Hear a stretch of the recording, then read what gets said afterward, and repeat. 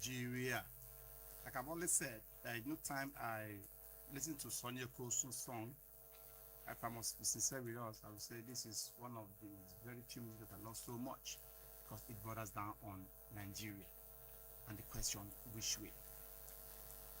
I reminisce over it and I want to believe that if there is a way, definitely there will always be a way. Though the way may not be convenient for some people, but of course, there will always be a way. But the question now is this: where did we get lost in the first place?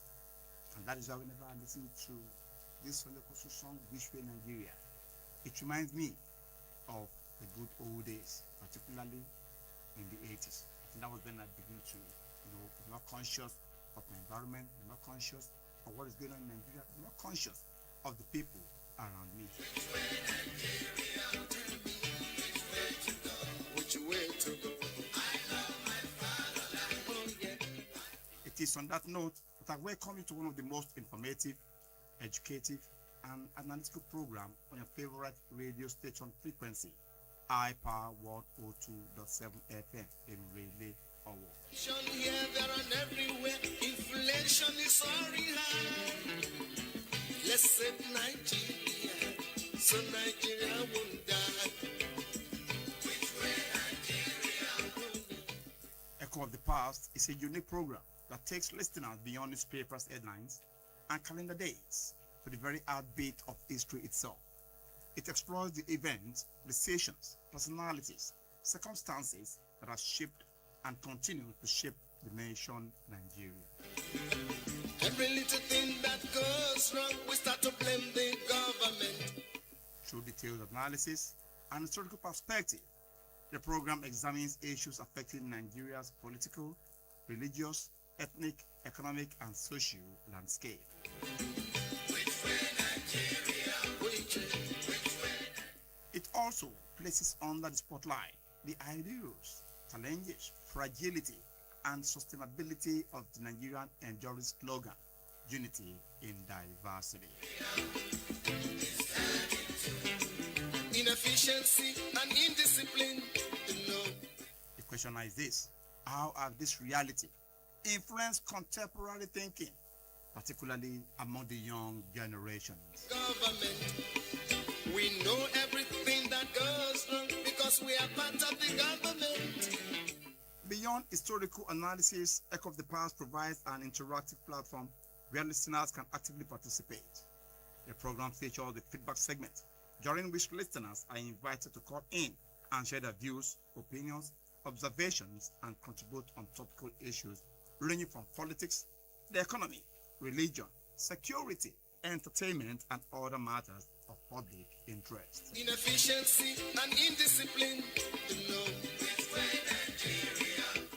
On this note, I warmly welcome you on board today's edition of Echo of the Past. My name is Akin Adebayo, popularly known as the Echo Man. I want to go to a short break. Please don't change the dial. Let's save Nigeria, so Nigeria won't die. Which way Nigeria? Which way Nigeria? Tell me which way to go. Which way to go? I love my fatherland. Oh yeah. I want to know which way Nigeria is heading to. Inefficiency and indiscipline, which way Nigeria. Welcome back. It's still Echo of the Past on your darling station, iPower 102.7 FM in Relay Owo. Today, we shall be examining the topic of significant historical and contemporary relevance, that is, pre-colonial Nigeria. That is the origin of Nigerian people and what do we know about our earliest ancestors. Now, it will appear to our listeners that maybe I'm going back again.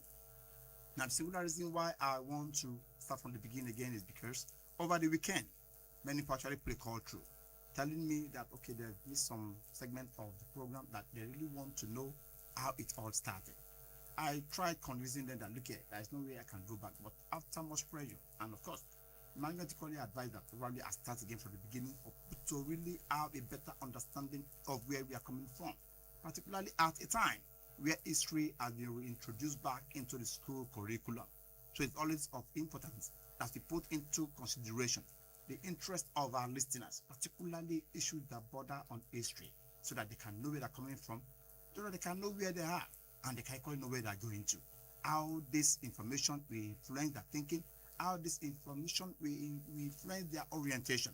How probably is what we are discussing on this program will go a long way in determining how they relate with their fellow ethnic and religious, friends and relatives. That is why we are trying to do a kind of reversal, or should I say, a kind of restarting, so to speak, of this program Echo of the Past from the beginning again. We know everything that goes wrong because we are part of the government. As always, we shall trace its origin, examine its development over time, and analyze its impact on our society today. On Echo of the Past, we also encourage you to stay tuned and participate during our feedback segment, where your opinions and contributions will enrich the discussion.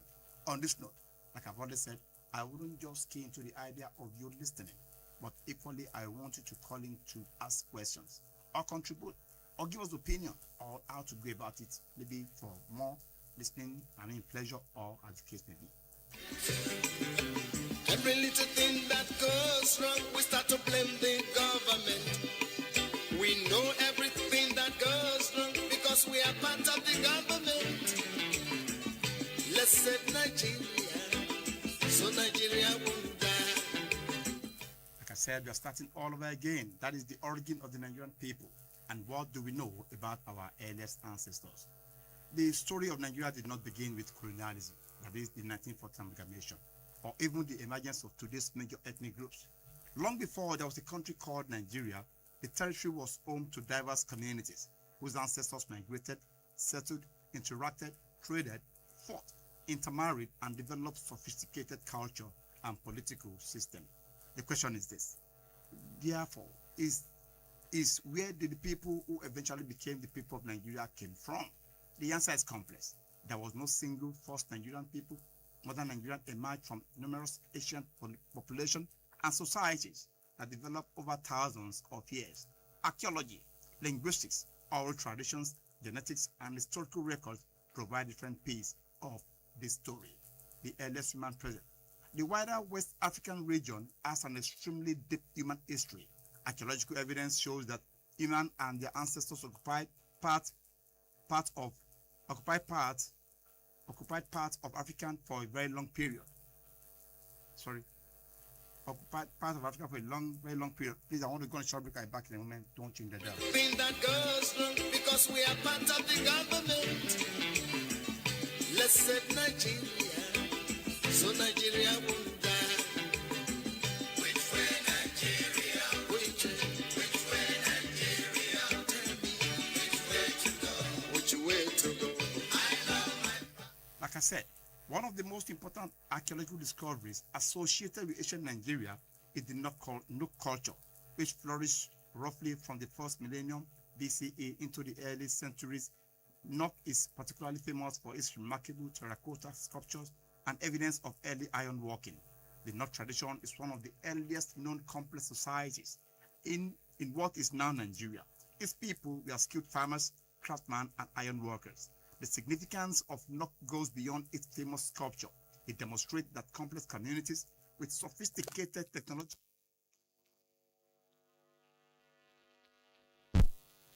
The significance of Nook goes beyond its famous sculpture. It demonstrates that complex communities with sophisticated technological and artistic tradition existed in the region long before European colonialism. A major question for historians is whether the Nook people can be directly identified with any particular modern Nigerian ethnic group. We should be conscious here. There is no sufficient strong evidence to simply label the Nook people as the ancestors of one present-day ethnic group. Now, over centuries, population moved throughout West Africa because of many factors, including search for fertile agricultural land, population growth, welfare and political expansion, trade, environmental changes, drought and changing ecological conditions, marriage and social relationship, search for security and new settlement. This movement contributed to the extraordinary cultural and linguistic diversity found in Nigeria today. Inefficiency and indiscipline to know which way Nigeria is heading to. Every little We know everything that goes wrong because we are part of the government. Let's save Nigeria so Nigeria won't die. Wait for Nigeria. Now let's look at the importance of language in the modern or in the future of Nigeria. Language provides another important window into the past. Many Nigerian languages belong to the Niger-Congo language families, while languages such as Hausa belong to different branches of the African linguistic landscape. The distribution and relationship of language can help researchers construct ancient population movement and interaction. However, language does not automatically equal ethnicity. A community can adopt another language through trade, migration, conquest, intermarriage, or cultural assimilation. I take that again.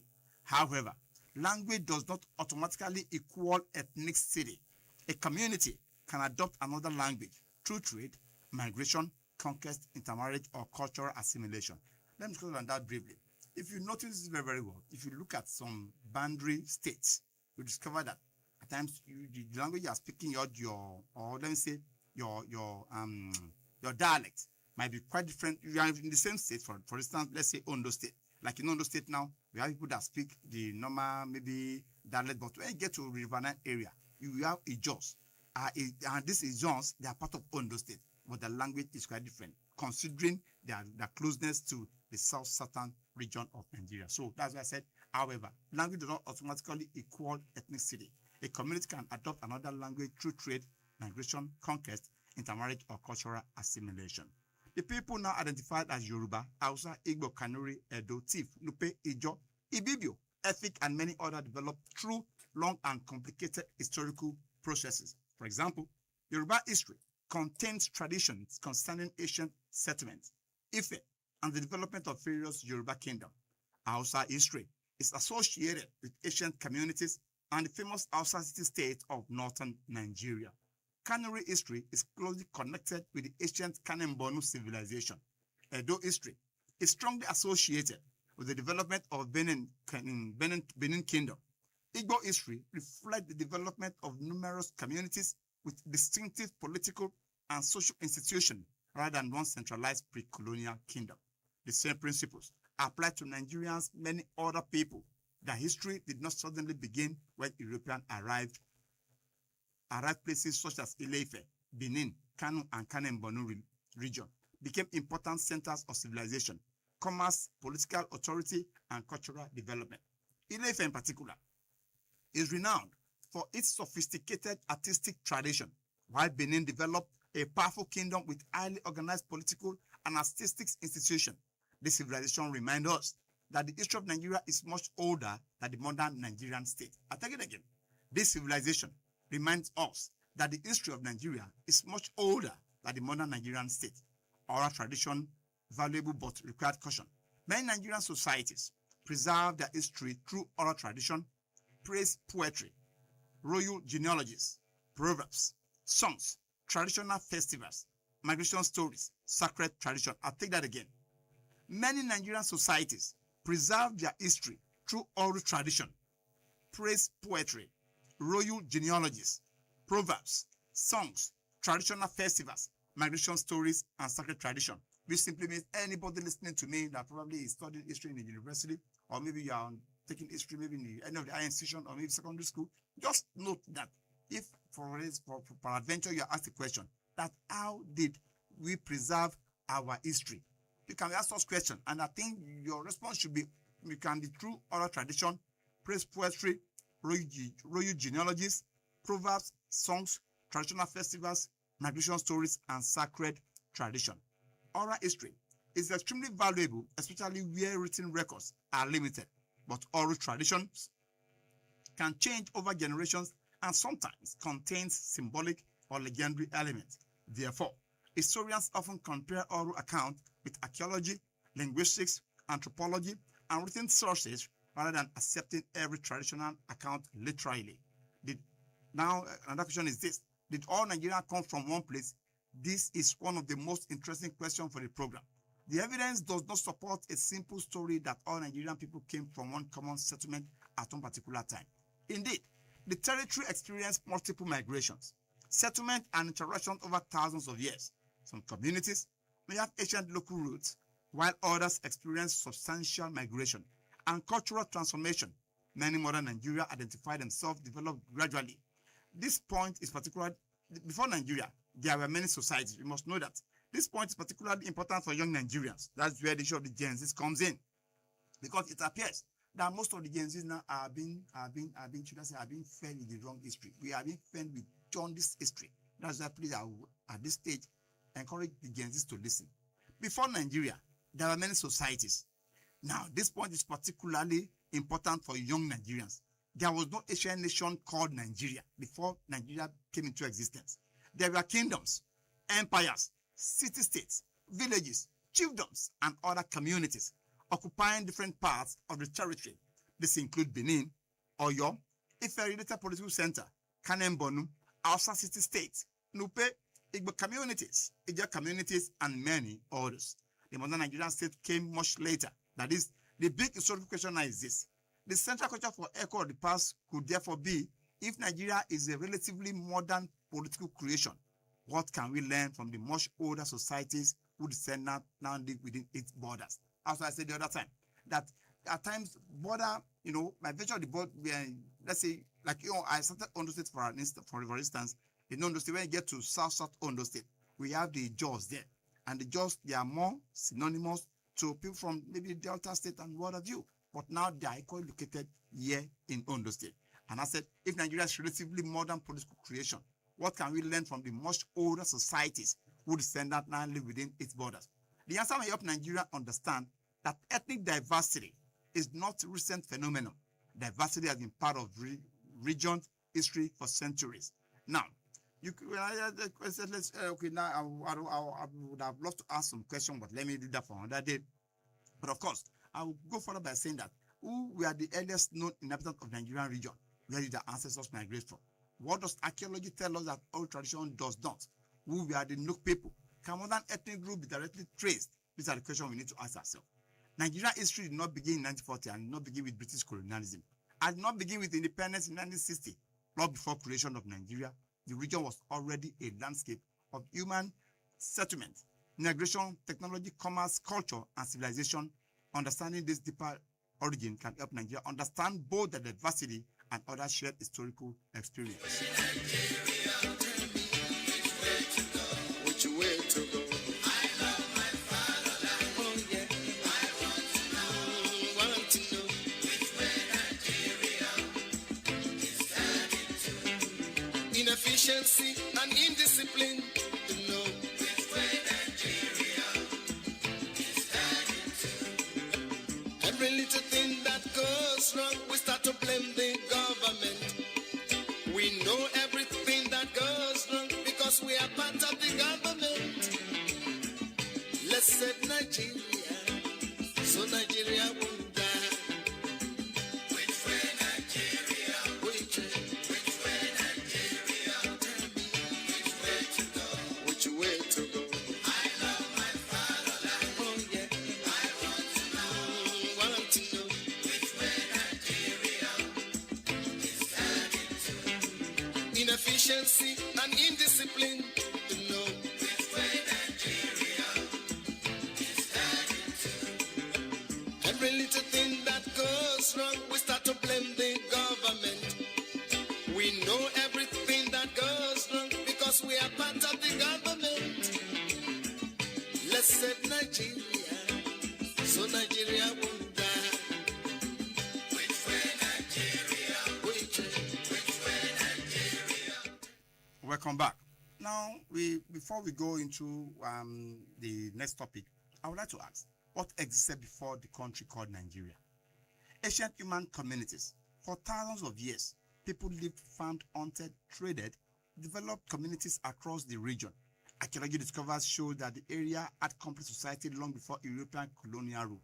One of the best known examples is the Non culture, famous for its terracotta sculpture and early ironwork tradition. Powerful kingdoms. Different parts of present-day Nigeria were controlled by different political systems. Some of the most sophisticated, important include, like I said the other time, not every Nigerian society had a centralized kingdom or empire. For example, many Igbo communities traditionally operate through relatively decentralized system involving village assemblies, council of elders, age grade, title institutions, and other forms of community authority. Similarly, many communities in Niger Delta, Middle Belt, Southeastern region had their own political structures without being organized into large centralized empires. This is important because the absence of a centralized king did not mean the absence of government or civilization. Trade network. Long before Nigeria existed, extensive trade connected communities across the region. There were trans-Saharan trade routes, regional markets, riverine commerce, agricultural exchange, craft industries, long-distance trade in commodities such as salt, leather, textile, agricultural products, and metals. Northern society had important connection with North African through the Sahara, while southern and coastal communities participated in Atlantic and regional trade networks. Indigenous religion and belief system. Before the arrival and spread of Christianity and Islam, communities practiced diverse indigenous religious traditions. People had different beliefs concerning supreme being, deities and spiritual forces, ancestors, sacred places, rituals, divination, traditional medicine, and festival. Christianity and Islam later became major force in the region, but they entered society that already possessed established religious and cultural system. I'll take that again. Christianity and Islam later become major forces in the region, but they enter societies that already possess established religion and cultural system. And that is why today I keep on asking the question, why are we fighting over religiosity? Why are we fighting over one religion or the other? As we all know now, Christianity and Islam later became major forces in the region. So why are we now fighting over religion? And at times, that's why I get amazed. Recently, in House of Rep, billions of dollars was budgeted for building and innovation and equipping of church and mosque, for crying out loud. Is that what we should be bothering ourselves about now? Anyway, that is talk for another day. Indigenous system of government. There were no single Nigerian political system. Different communities developed different methods of governance, including kingship, emirate system, council of elders, village assemblies, age grade system, chieftaincy institutions, religious authorities, military institutions. The diversity is one of the most important features of pre-colonial Nigeria. European contact came before colonial Nigeria. European contact with the region preceded British colonial rule. By centuries, Portuguese sailors raided the West African coast from the 15th century onward. European traders subsequently became involved in coastal commerce, including tragic Atlantic slave trade. I take that again, including the tragic Atlantic slave trade. Later, European commercials and missionary activities expanded, followed by increasing direct British political and military intervention. So where did the name Nigeria came from? The name Nigeria is relatively modern name.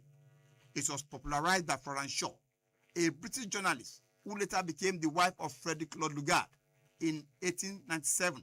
She proposed the name Nigeria in an article drawing it from the River Niger. The name subsequently became associated with the British territory that were eventually consolidated into the modern Nigerian state, the crucial distinction. It is therefore historically accurate to imagine that Nigeria existed as a single ancient nation and was simply renamed by the British. A better way to understand it is ancient communities, kingdom, empires, city-states, European contact, British conquest and administration, colonial territory 1940 amalgamation, and independence Nigeria in 1960. The modern political entity called Nigeria was constructed much later from territory inhabited by many pre-existing society. A powerful question is this: if there was no Nigeria before the colonial period, what exactly was amalgamated in 1914? And how did the people and political system as existed before Nigeria shape the country we now know today? That question provides a natural bridge from what existed